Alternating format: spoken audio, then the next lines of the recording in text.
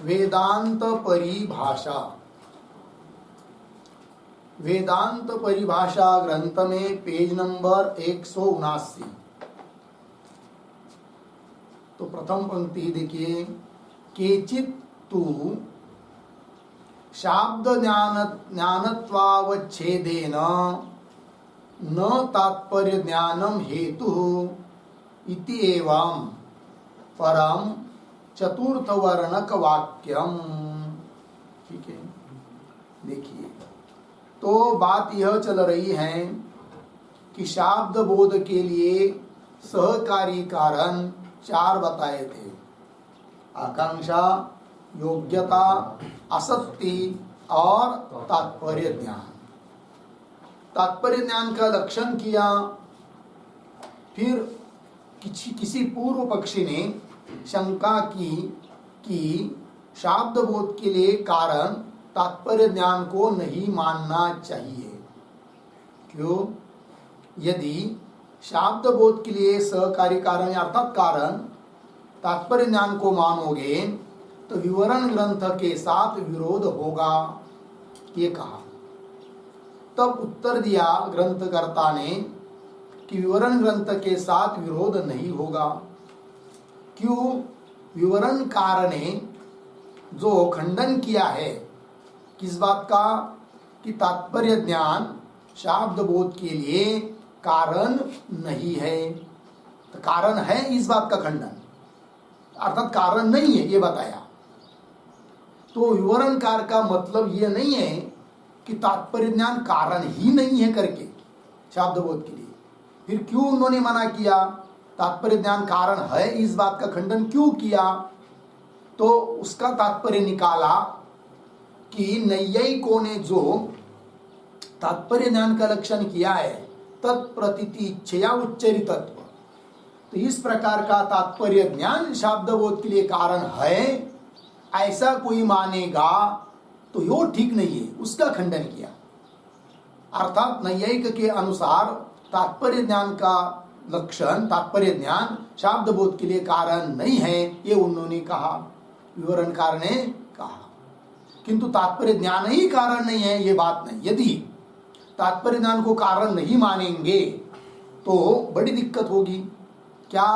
कि वेद का तात्पर्य किस अर्थ में है, इसी बात को विचार करने के लिए प्रवृत्त हुआ जो वेदांत शास्त्र वो पूरा व्यर्थ होगा। अतः तात्पर्य ज्ञान कारण ही है। फिर विवरणकार के वाक्यों की संगति कैसी? तो विवरणकार का वाक्य उस पर है कि नैयायिक ने जो लक्षण किया है उस प्रकार का तात्पर्य ज्ञान कारण नहीं, इस बात को बताने के लिए है कौन? विवरणकार का कथन। अतः दोनों की संगति लग गई, ये बात हो गई। तो विवरण ग्रंथ की संगति लगा दी, तात्पर्य ज्ञान को कारण मान लिया। किंतु कुछ ग्रंथकार विवरणकार के वाक्यों की संगति अन्य तरह से लगाते हैं। वो क्या कहते फिर? तो देखिए, फिर वो करे केचित। तो केचित कौन है ये केचित? तो केचित के ऊपर लिख रख सकते हैं अभेद रत्नकारस्य मतम। अभेद रत्नकारस्य मतम।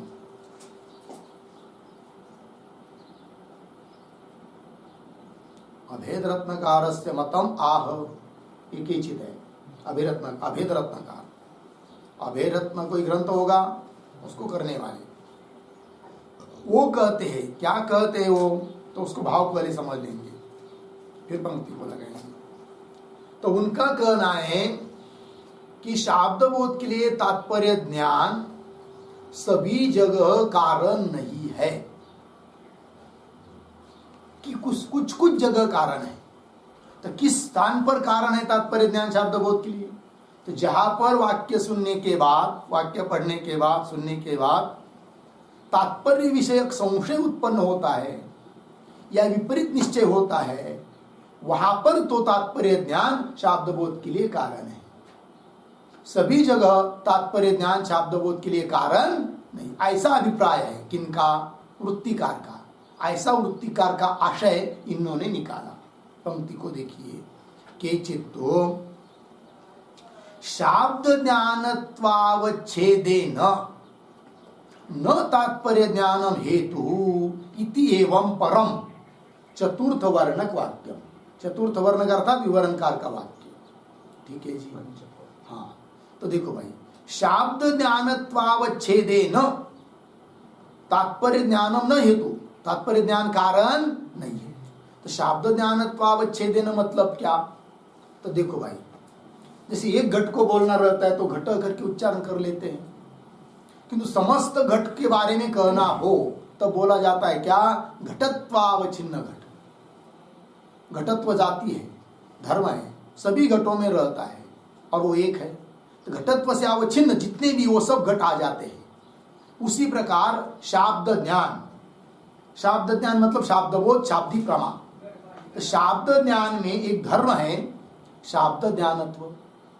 तो सभी शाब्द ज्ञान लेना है, तब कह दिया शाब्द ज्ञानत्वावच्छेदेन, अर्थात शाब्द ज्ञानत्वावच्छिन्न शाब्द ज्ञान मतलब समस्त शाब्द ज्ञान, यावत शाब्द ज्ञान, यावत शाब्दी प्रमा, उसकी सबके लिए तात्पर्य ज्ञान कारण नहीं है।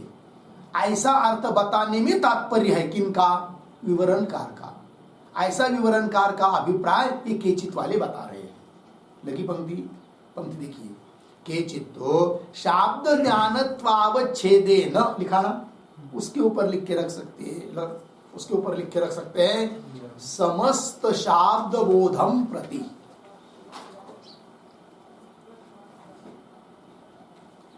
समस्त शाब्द बोधम प्रति।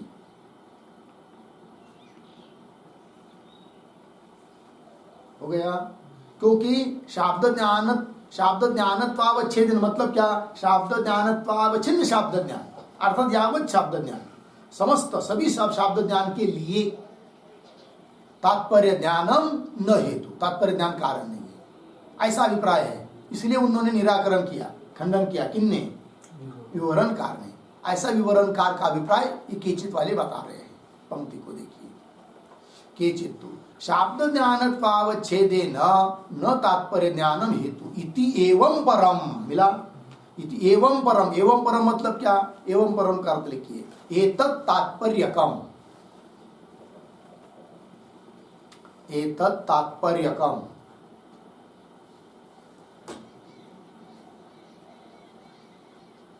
एतत् तात्पर्यकम मतलब इस तात्पर्य वाला। एतत् तात्पर्यकम चतुर्थ वर्णक वाक्यम। चतुर्थ वर्णक वाक्यम विवरणकार वाक्यम, ऐसा लिख के रख सकते। चतुर्थ वर्णक वाक्यम मतलब विवरणकार वाक्यम। क्यों कल बताया था चतुर्थ वर्णक कैसा क्या है। हो गया जी। अब प्रश्न उपस्थित होगा, सभी शब्द ज्ञान के लिए यदि तात्पर्य ज्ञान कारण नहीं है, किसी किसी के लिए ही कारण है, तो किसके लिए कारण है बताओ फिर। तब आगे पंक्ति आ रही है, तात्पर्य संशय विपर्यय उत्तर शाब्द ज्ञान विशेषे च तात्पर्य ज्ञानम हेतु एव। तात्पर्य ज्ञान कारण है, किंतु कौन से शाब्द ज्ञान के लिए? कि तात्पर्य का पहले संशय हुआ, समझ में नहीं आ रहा है, कि वहां विपरीत भावना हुई, उल्टा निश्चय हुआ, उसके बाद होने वाला जो शाब्द ज्ञान है, शाब्द बोध है, उसके लिए कारण है कौन? तात्पर्य ज्ञान।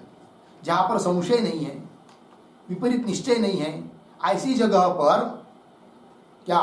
तात्पर्य ज्ञान शाब्द बोध के लिए कारण नहीं। जहां संशय विपरीत भावना होती है, वहीं पर तात्पर्य ज्ञान शाब्द बोध के लिए कारण है, ऐसा इनका कहना।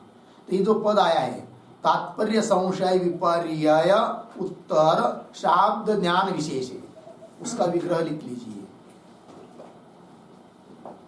तो लिखते हैं संशयश्च विपर्ययश्च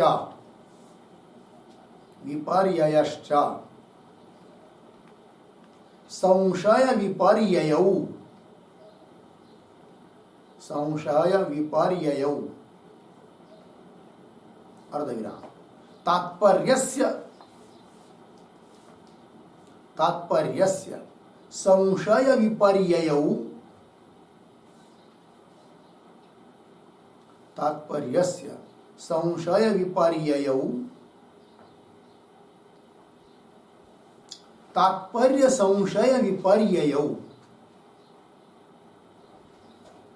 तात्पर्य संशय विपर्ययौ अर्धविराम तयोः उत्तरः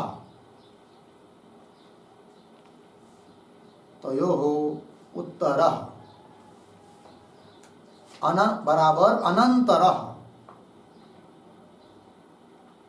अनंतरः यह शाब्द ज्ञान विशेषः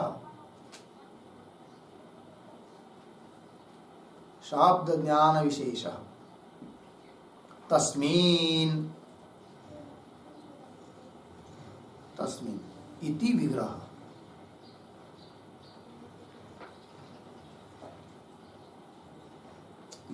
ठीक है जी, देखो भाई।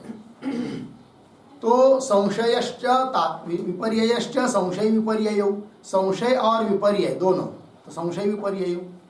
फिर आगे तात्पर्यस्य संशय विपर्ययौ, तात्पर्य क्या संशय, तात्पर्य का विपर्यय, तब उसको कह दिया तात्पर्य संशय विपर्ययौ। और उसके बाद उत्तर शब्द को जोड़ना है, तो तयोः उत्तर, उसके बाद होने वाला अनंतर, यह शाब्द ज्ञान विशेष, जो विशेष प्रकार का शाब्द ज्ञान, संशय विपर्यय के बाद होने वाला शाब्द ज्ञान, शाब्द बोध, शाब्द विशेष, तस्मिन्, उसमें ही केवल कारण है तात्पर्य ज्ञान। लग गया पंक्ति, देखिए। तात्पर्य संशय विपर्ययोत्तर शाब्द ज्ञान विशेषे च तात्पर्य ज्ञानम हेतु एव। लग गया जी, वहां पर ही तात्पर्य ज्ञान कारण है शाब्द बोध के लिए।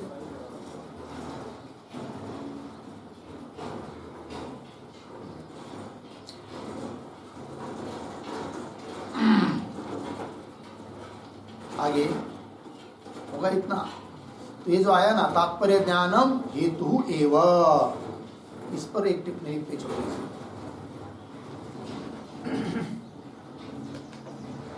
अज्ञात तात्पर्यक शब्देभ्यः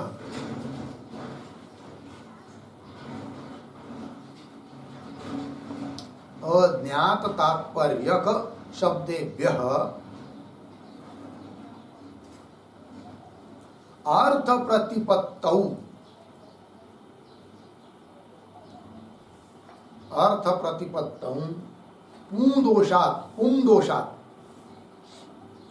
पुंदोषात् तात्पर्य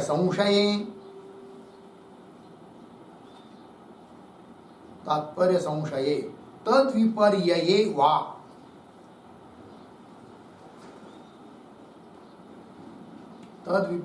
वा उत्पन्ने सति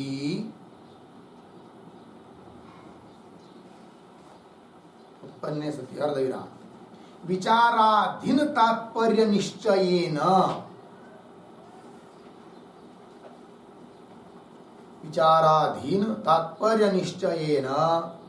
च तन्निवृत्ते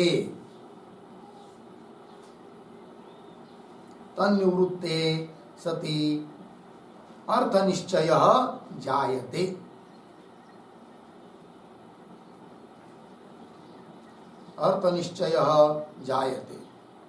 अर्धविराम न अन्यथा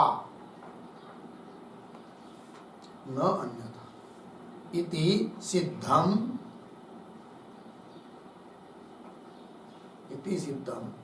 तात्पर्यावगमस्य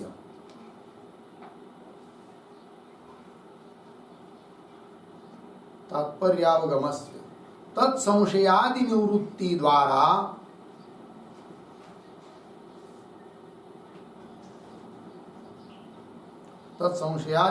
द्वारा शाब्द ज्ञान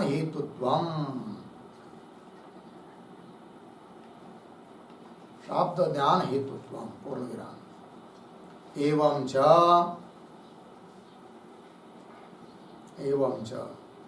वेदांत वाक्य विचारस्य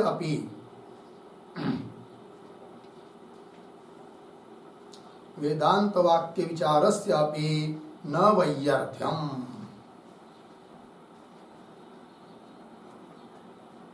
विचारस्यापि न वैयर्थ्यम्। अर्धविराम। तात्पर्यावगमाय तात्पर्य अवगमाय तस्य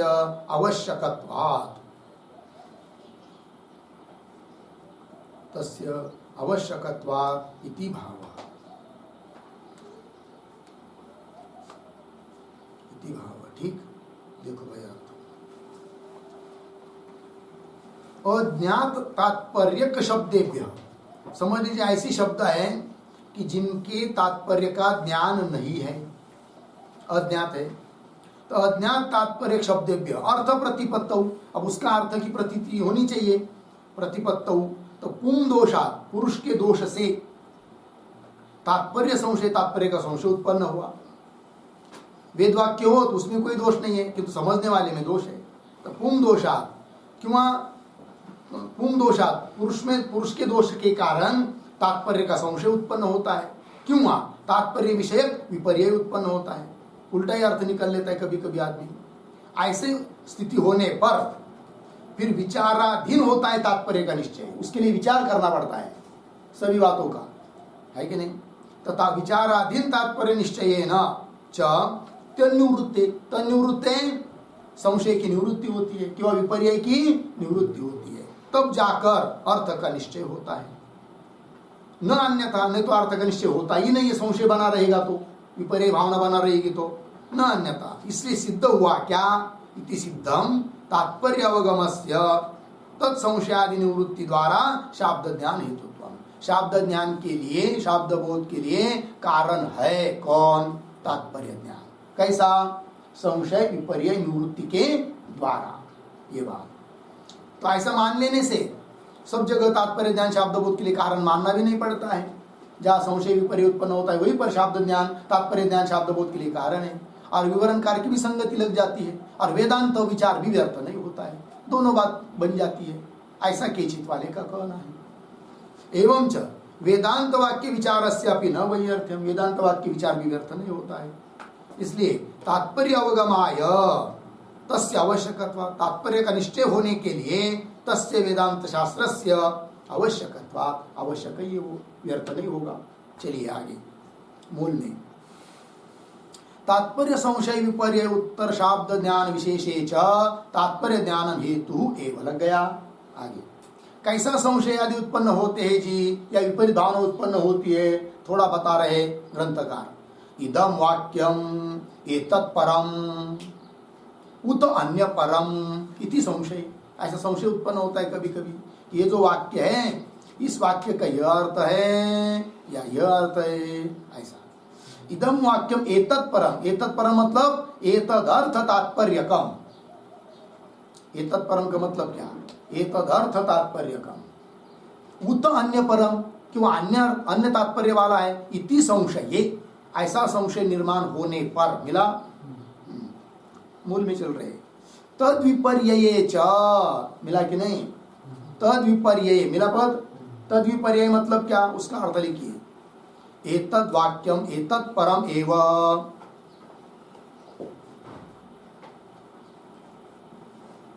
एतद् वाक्यम एतत् परम एव, अर्धविराम। न एतत् परम, न एतत् परम इत्यात्मके तात्पर्य विपर्यये, इत्यात्मके तात्पर्य विपर्यये,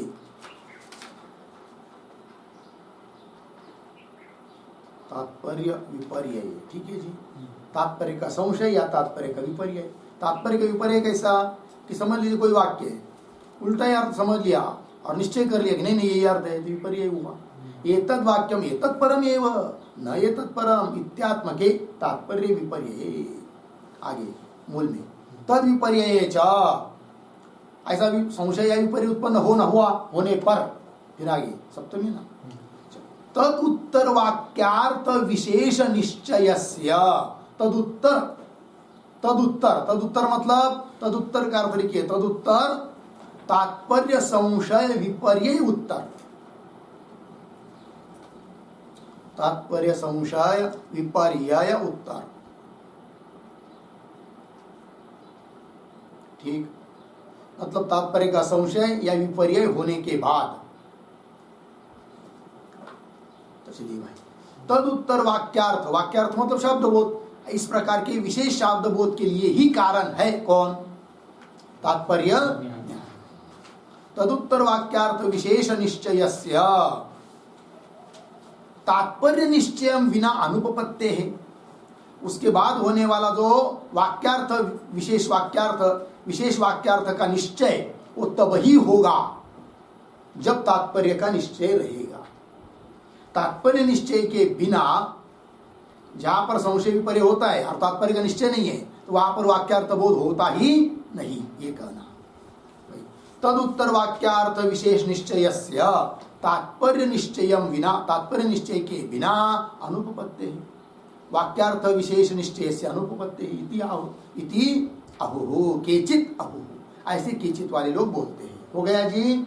चलिए आगे चलेंगे। आगे, तच्च तात्पर्यम वेदे, मिला पंक्ति। तच्च, ये पंक्ति आ रही है। इस तच्च के पहले अवतरणिका के रूप में एक छोटा वाक्य लिखिए। ननु अस्तु तात्पर्यावगमः, ननु अस्तु तात्पर्यावगमः शाब्दबोध कारणम, शाब्दबोध कारणम, अर्धविराम, तद अवगमः तु, तद अवगमः तु कुतः, कुतः इति अतः आह, इति अतः आह तच्च इति। ठीक है, चलो भाई। अब पूर्व पक्षी कह रहा है ठीक है, तात्पर्य का अवगम, अवगम मतलब ज्ञान, तात्पर्य का ज्ञान शाब्दबोध कारण वस्तु, शाब्दबोध के लिए कारण है, ठीक, कोई बात नहीं। किंतु तद अवगम, तद अवगम मतलब तद तात्पर्य, अवगम ज्ञान, उस तात्पर्य का ज्ञान कहां से होगा, कैसे होगा, ये बताओ। तब तात्पर्य ज्ञान की क्या सामग्री है, इस बात को बता रहे हैं तच्च इत्यादि पंक्ति से। ठीक है, तो देखो भाई, तच्च तात्पर्यम वेदे मीमांसा परिशोधित न्यायात एव अवधार्यते। वेद में, वेद वाक्यों का तात्पर्य किस अर्थ में, इस बात को कैसे समझ में आएगा?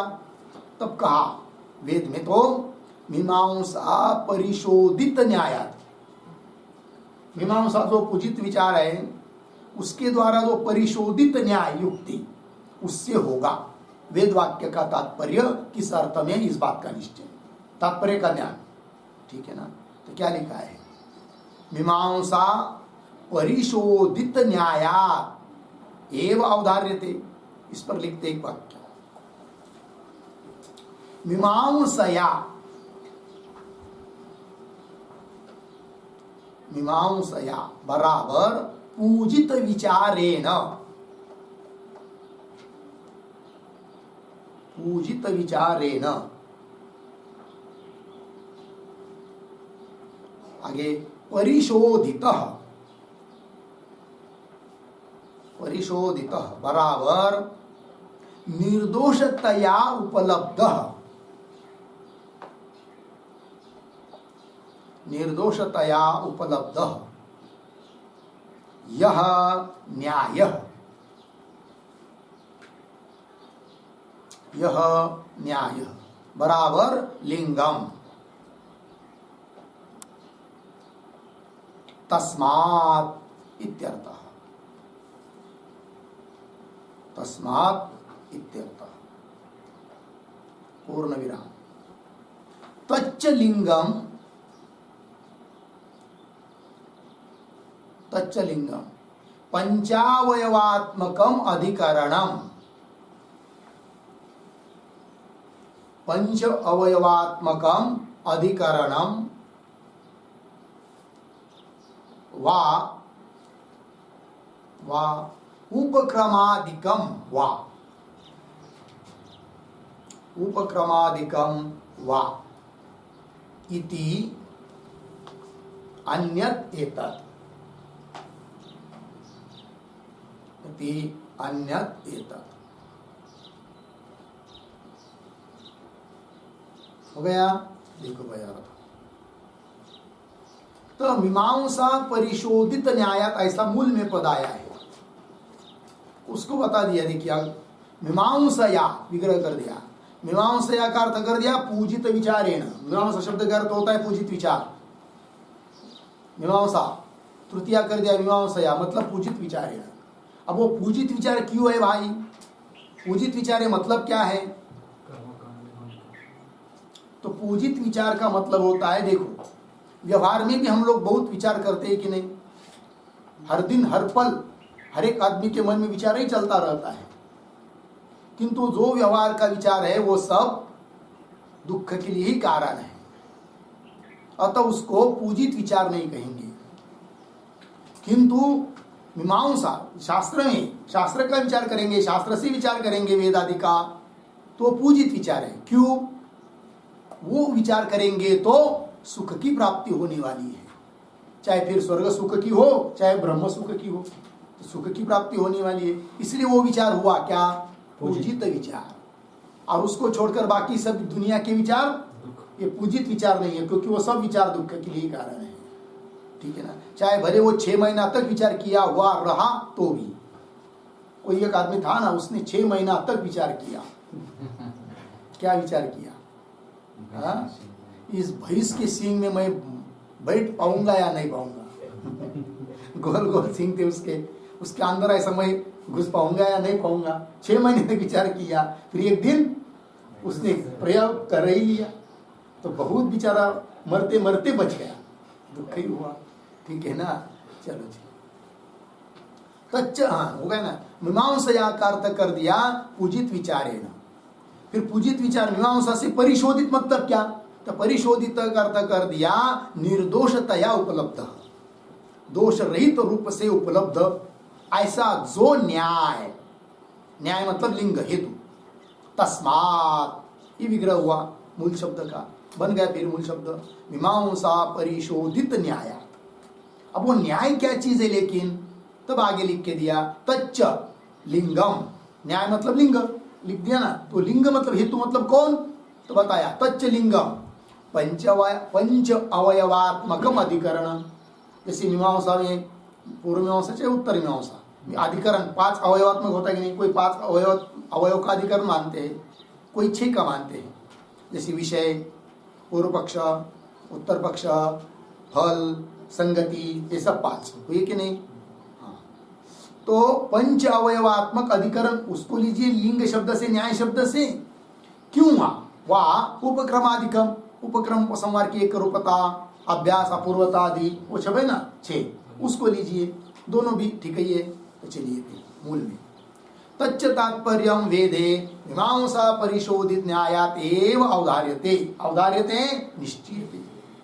आगे लोकेतु, अब लोग में बता रहे भाई, ये वेद में तो हो गया, वेद वाक्यों का तात्पर्य कैसा समझ में आएगा, उसके लिए क्या साधन है, तो वो बता दिया मीमांसा परिशोधित न्याय।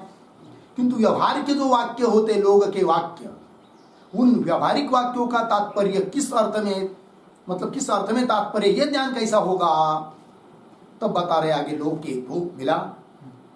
तो लोकेतु ये जो पद आ रहा है उसके पहले, लोके शब्द क्या पहले एक छोटा वाक्य, लोकवाक्यस्य,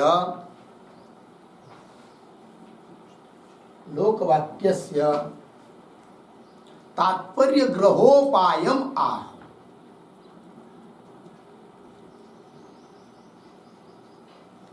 तात्पर्य ग्रहोपायम आह लोकेति। ठीक है जी, देखो भाई, लौकिक वाक्य के तात्पर्य का ग्रह, ज्ञान, अवबोध कैसा होगा उसका उपाय बता रहे। लोकेतु प्रकरणादिना, ठीक है ना जी, प्रकरणादिना, प्रकरण आदि से ज्ञान हो जाता है तात्पर्य का। जैसे उदाहरण, भोजन कर रहा है और वाक्य बोल दिया सैंधव माने, तो वहां पर कोई भी आदमी सुनने वाला सैंधव शब्द से क्या अर्थ लेगा? लवण नहीं लेगा। क्यों? प्रकरण भोजन का चल रहा है, प्रकरण आदि से। अच्छा, कोई व्यक्ति है और बैग भी भर के अच्छी तरह से सूट बूट पहनकर रास्ते पर खड़ा है और उसने कहा सैंधवम आनय। उस समय सैंधव शब्द का अर्थ सुनने वाला क्या लेगा? अश्व ही लेगा। क्यों? प्रकरण यात्रा का है, तो प्रकरण आदि से समझ में आता है तात्पर्य। ठीक है ना जी? तो वही लोके तो, लोके मतलब लौकिक वाक्येतु। लोकेतु का अर्थ है लौकिक वाक्येतु। लोकेतु ये मूल में आया ना, उसका अर्थ लौकिक वाक्येतु।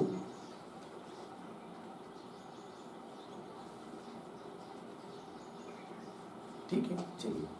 लौकिक वाक्यों में तो प्रकरणादिना, प्रकरण मतलब प्रस्तावना, वो क्या प्रस्तुत है वहां पर, इससे प्रस्तावादिना।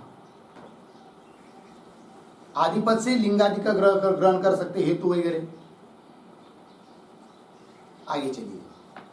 तत्र लौकिक वाक्यानाम मानांतर अवगतार्थ अनुवादकत्वम। ठीक है, अब तत्र इत्यादि पंक्ति से कौन बात बताई जा रही है भाई?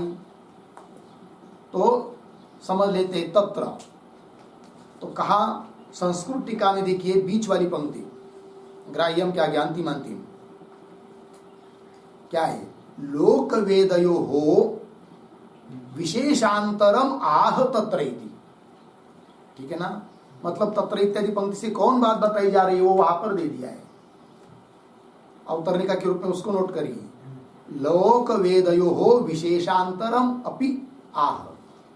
लोक लौकिक वाक्य, वैदिक वाक्य, इसमें क्या भेद है, विशेष है, अलग अलग क्या विशेषता है दोनों में, अलग अलग भेद क्या है, तो बता रहे हैं। विशेषांतरम आह। तत्र मिला पंक्ति। तत्र, तत्र मतलब कहा, तत्र शब्द का अर्थ लिखिए लौकिक वैदिक वाक्येषु।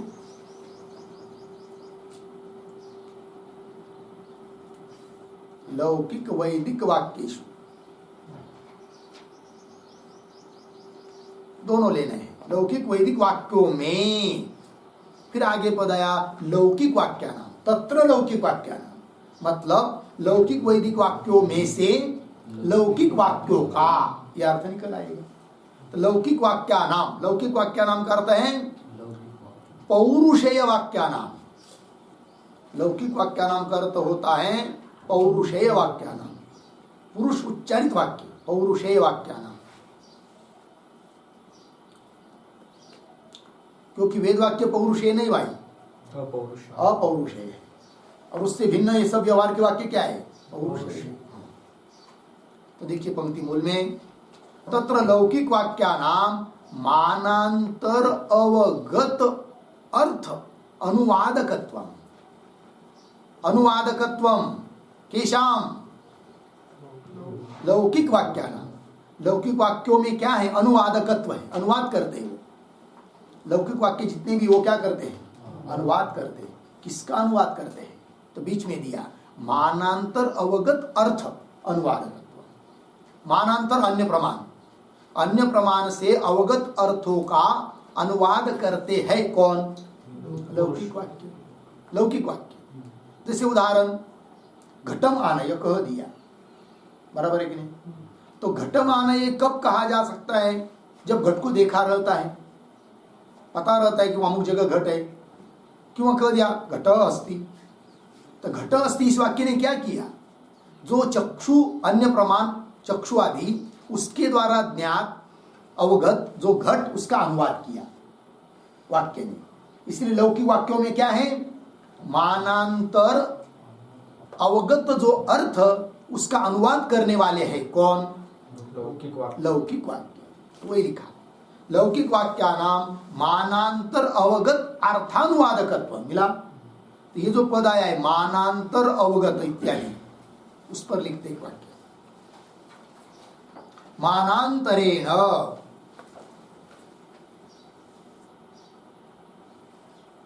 मानांतरेण प्रत्यक्षादिना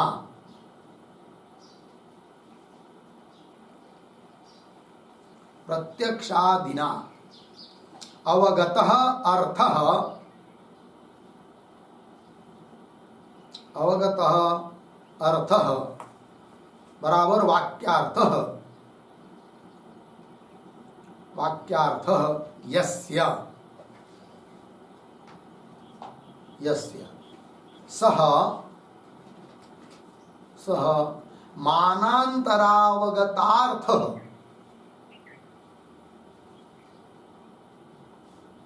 मानांतरावगतार्थः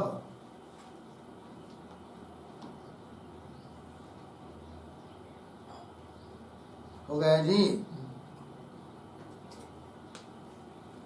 हाँ हो गया इतना, पूर्ण विराम। आगे थोड़ा लिखिए। यस्मात् यस्मात् पौरुषेय वाक्यानां, पौरुषेय वाक्यानां अधिगतार्थबोधकत्वम्, अधिगतार्थबोधकत्वम् तस्मात् तस्मात् तेषाम् अनुवादकत्वम्,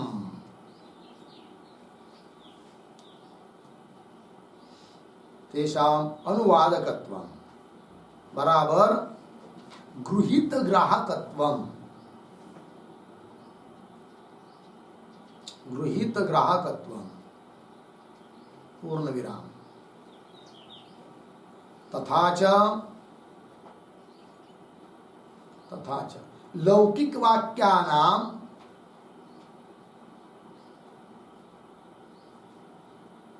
लौकिक वाक्यानां न मुख्यं प्रामाण्यम्,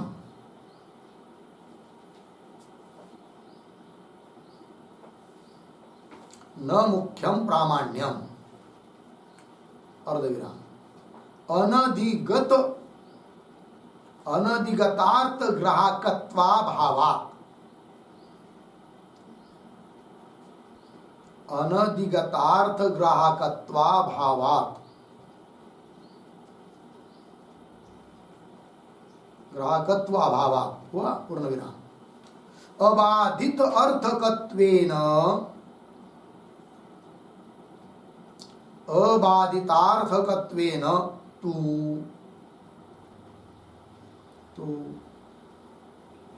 गौणः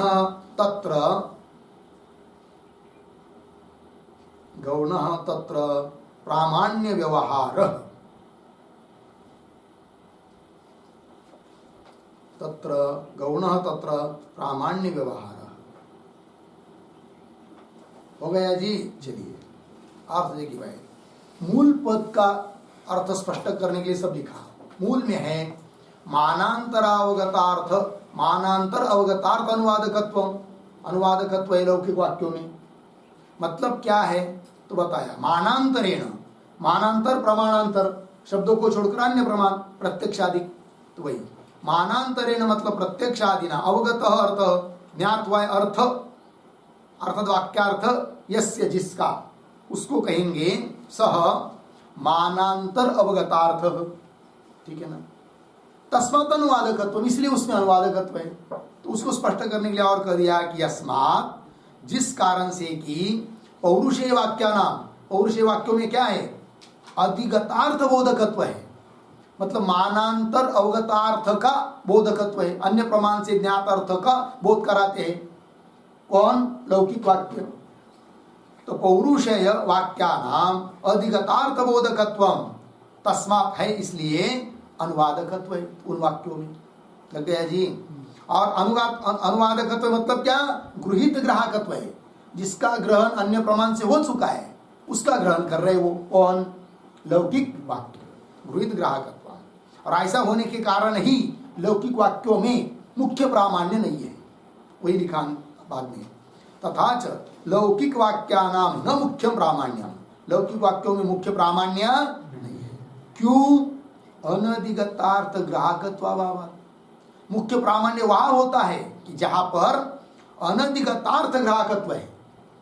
अनधिगतार्थ मतलब अन्य प्रमाण से जिस बात का ज्ञान नहीं हो रहा है और वाक्य से हो रहा है, तो वो हुआ अनधिगतार्थ ग्राहक। जैसे वेद वाक्य ब्रह्मा आदि को बता रहे हैं तो अनधिगतार्थ ग्राहक है वो वेद वाक्य, इसलिए मुख्य प्रामाण्य उसमें है। और लौकिक वाक्यों में अनधिगतार्थ ग्राहकत्व नहीं है, अनधिगतार्थ ग्राहकत्व का अभाव है, अर्थात गृहित ग्राहकत्व है, अधिगतार्थ ग्राहकत्व है किसमें? लौकिक वाक्यों में। तो वही लिखा भी है अभाव, इसलिए किंतु प्रामाण्य है। प्रामाण्य क्यों है? तो भी नहीं, अबाधितार्थकत्वेन तु गौण प्रामाण्य। प्रामाण्य इसलिए है कि वो अबाधित अर्थों को बता रहे हैं, किंतु वो गौण प्रामाण्य है, मुख्य प्रामाण्य नहीं है। मुख्य प्रामाण्य वेद वाक्य में ही है, क्योंकि वेद वाक्य अनधिगतार्थ ग्राहक है और वही लौकिक वाक्य अधिगतार्थ ग्राहक है, इसलिए मुख्य प्रामाण्य नहीं। किंतु प्रामाण्य इसलिए है कि अबाधित अर्थों को बोल रहे हैं, लौकिक वाक्य भी वही लिखा।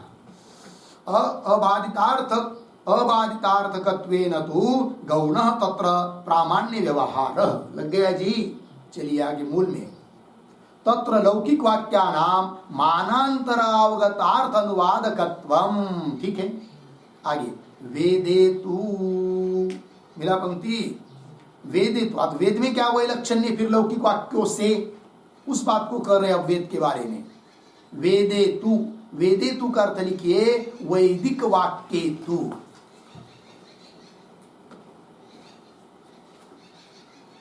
वैदिक वाक्ये तु मतलब वैदिक वाक्यों में तो।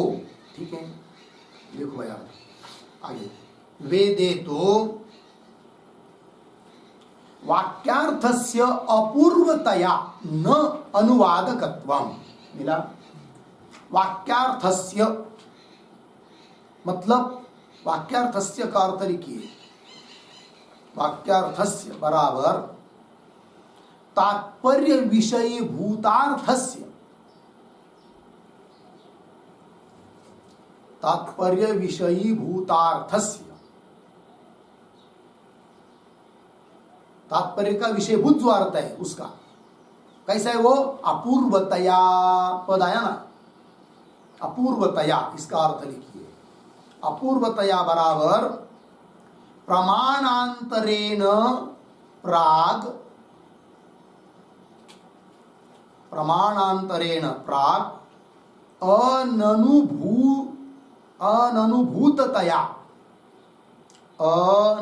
अननुभूततया।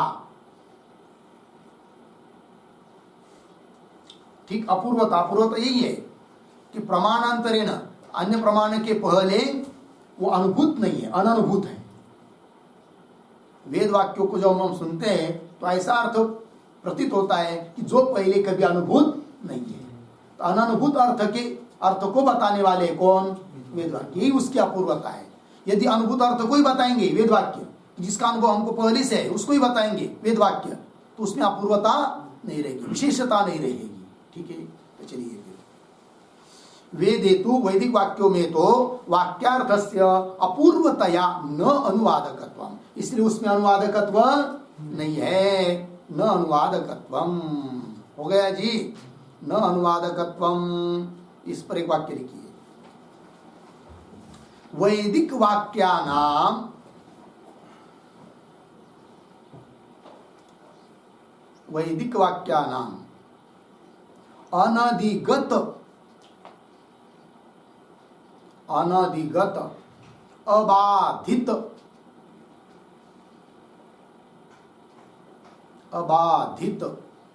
अर्थबोधकत्वात्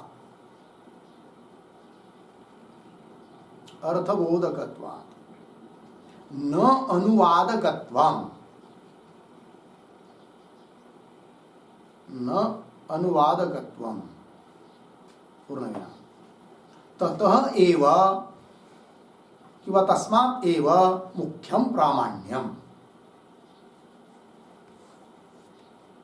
तस्मात् एव मुख्यम प्रामाण्यम। ठीक है, देखो भाई अर्थ, वैदिक वाक्य कैसे होते हैं? अनधिगत अबाधित अर्थ के बोधक होते हैं। अनधिगत मतलब जिन वाक्यों का अर्थ पहले हमको पता नहीं है, ऐसे अर्थों को बताते कौन? वेद वाक्य। स्वर्गों को देखा है कभी किसी ने? नहीं देखा है। उसको बताते हैं कौन? वेद वाक्य। अनधिगत अर्थ को बता रहे हैं, स्वर्ग मोक्ष ब्रह्म माया सब कुछ। वैदिक वाक्य नाम अनधिगतार, अनधिगत अबाधित, पुनः अबाधित अर्थ को बताते हैं। अबाधित अर्थ बोधकत्वात् न अनुवादकत्व, इसलिए उनमें अनुवादकत्व तस्मात् एव अनुवादकत्व नहीं, इसलिए ही उसमें मुख्य प्रामाण्य है। किनमें? वैदिक वाक्यों में, है कि नहीं? परीक्षा में प्रश्न आ सकता है क्या, वैदिक वाक्यों में मुख्य प्रामाण्य क्यों? तो उसका ही उत्तर है कि वह लौकिक वाक्यों में मुख्य प्रामाण्य क्यों नहीं है, ऐसा भी प्रश्न हो सकता है। तो उसको भी उत्तर दिया। ठीक है जी, चलिए होगा इतना मूल में। तत्र लोके वेदे च, ठीक है ना? तत्र लोके, तत्र का ही अर्थ कर रहे लोके वेदे च। लोके वेदे च का अर्थ लिखिए पौरुषेये अपौरुषेये च वाक्ये।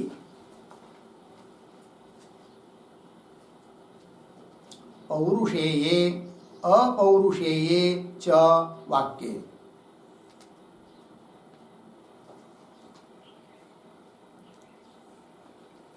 ठीक, देखो लोके मतलब पौरुषेय वाक्य, वेदे मतलब अपौरुषेय वाक्य, दोनों जगह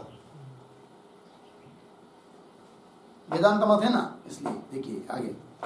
तत्र लोके वेदे च कार्यपराणाम इव सिद्धार्थानाम अपि प्रामाण्यम। ये महत्व की बात है। पूर्वांश क्या कहते हैं? आम्नायस्य क्रियार्थत्वात् अनर्थक्यम अतदर्थानाम। अर्थात जो वाक्य क्रिया को बताते हैं, कर्म को बताते हैं, वही प्रमाण है। किंतु वेदांत में ऐसा नहीं है। उनके यहाँ ऐसा है, कर्म को बताने वाले वाक्य ही प्रमाण है और सिद्ध अर्थ को बताने वाले वाक्य प्रमाण नहीं है, वो शेष वाक्य है। ऐसा मीमांसक कहते, पूर्व मीमांसक। किंतु वेदांत वाक्य में जैसे कर्म को, कार्य को बताने वाले वाक्य प्रमाण है, उस प्रकार सिद्ध अर्थ को बताने वाले वाक्य भी प्रमाण है। उसी को कह रहे तत्र लोके वेदे च कार्यपराणाम इव सिद्धार्थानाम अपि प्रामाण्यम। तो कार्यपराणाम इव मतलब क्या? तो कार्यपराणाम इव का अर्थ लिखिए कार्यानुकूल, कार्यानुकानाम कृति प्रतिपादकानाम वाक्यानाम, वाक्यानाम स्वर्ग कामो यजेत इत्यादीनाम, स्वर्ग कामो यजेत इत्यादीनाम इव।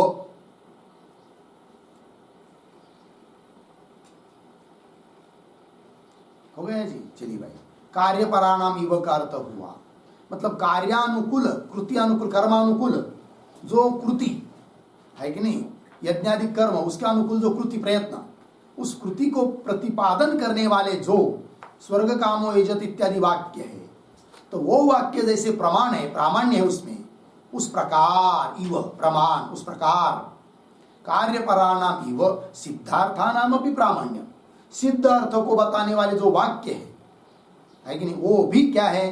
प्रमाण ही है। ठीक है ना? तो सिद्धार्थानाम अपि, सिद्धार्थानाम मतलब कैसा भाई? तो लिखिए भूतार्थवादानाम,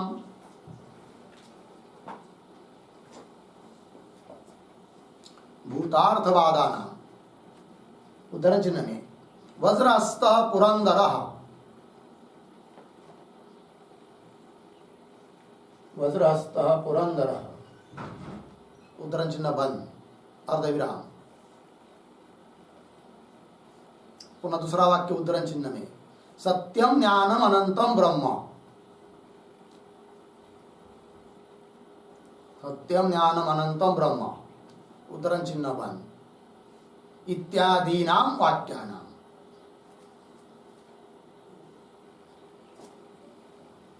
इत्यादीनाम वाक्यानाम।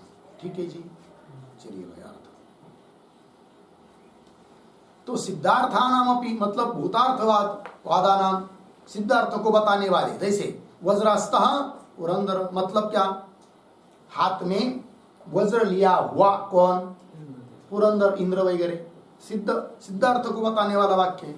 ठीक, इससे थोड़ी कोई कृति प्रतीत हो रही है, कर्म थोड़ी प्रतीत हो रहा है कर्म करो करके। घट अस्ति सिद्धार्थ वाक्य, घटम आनय कृति परक वाक्य है, कर्म परक वाक्य है, आनयन कर्म बताया उसमें, ऐसा फर्क है। ठीक है ना जी। हाँ, कर्म को न बताने वाले वाक्य वो सिद्धार्थक वाक्य होते हैं।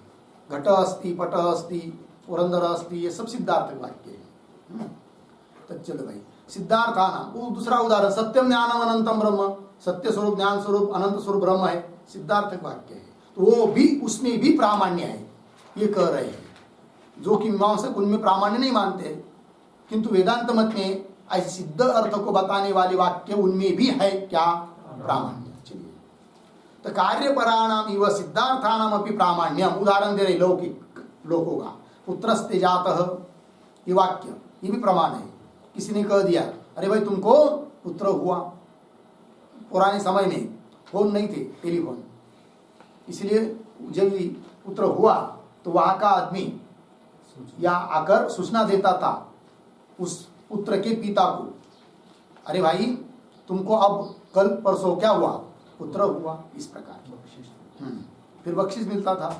पुत्रस्ते जात इत्यादिषु सिद्धार्थे अपि पदानाम सामर्थ्य अवधारणात्, क्यों सिद्ध अर्थ में प्रामाण्य मानते हैं, उसका हेतु दिया कि पुत्रस्ते जात इत्यादिषु सिद्धार्थे अपि, इत्यादि वाक्यों में सिद्धार्थ में भी, सिद्ध अर्थों को बताने वाले वाक्य पदों में भी सामर्थ्य होता है अर्थबोध का।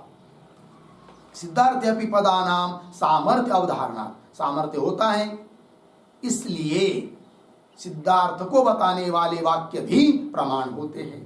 मिला जी। तो सामर्थ्य अवधारणा ये जो पद आया है उस पर एक वाक्य, हर्ष विषादादिभिः,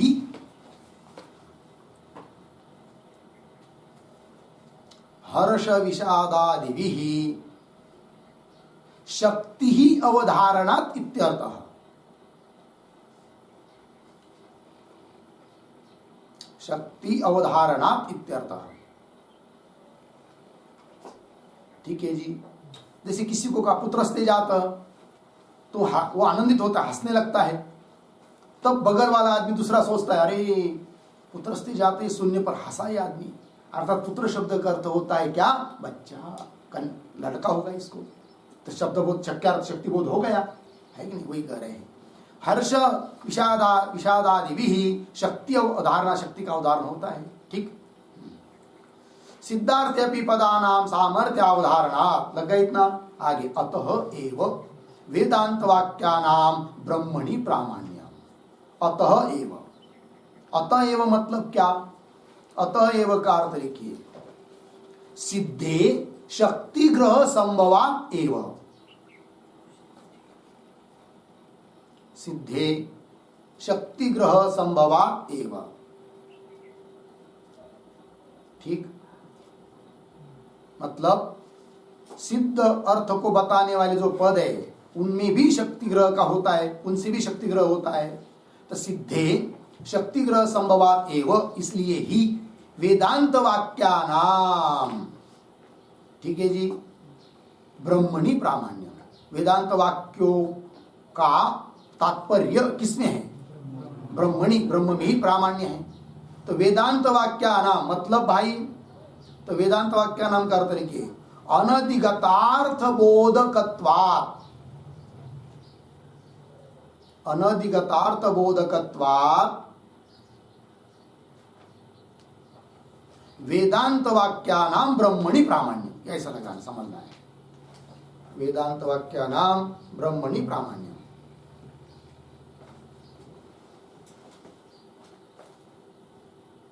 हेतु दिया अनधिगतार्थ बोधकत्व, जो अर्थ अधिगत नहीं है, अनधिगत है, ऐसे अर्थ का बोध कराने वाले वेदांत वाक्य होने के कारण उनका ब्रह्म में प्रामाण्य है। हो गया। आगे, यथाच एतत् तथा विषय परिच्छेदे वक्ष्यते। मिला, यथाच एतत्, एतत्, एतत् क्या, एतत् का अर्थ लिखिए प्रामाण्यम।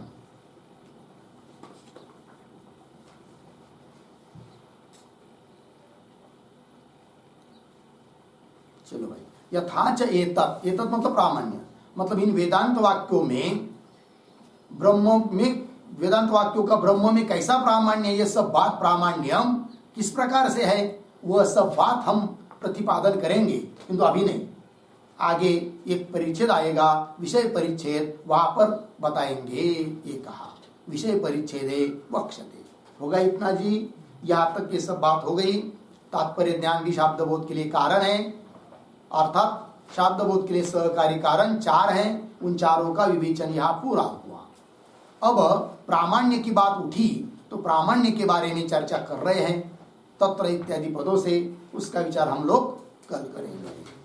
ओम पूर्णमदः पूर्णमिदं पूर्णात् पूर्णमुदच्यते पूर्णस्य पूर्णमादाय पूर्णमेवावशिष्यते।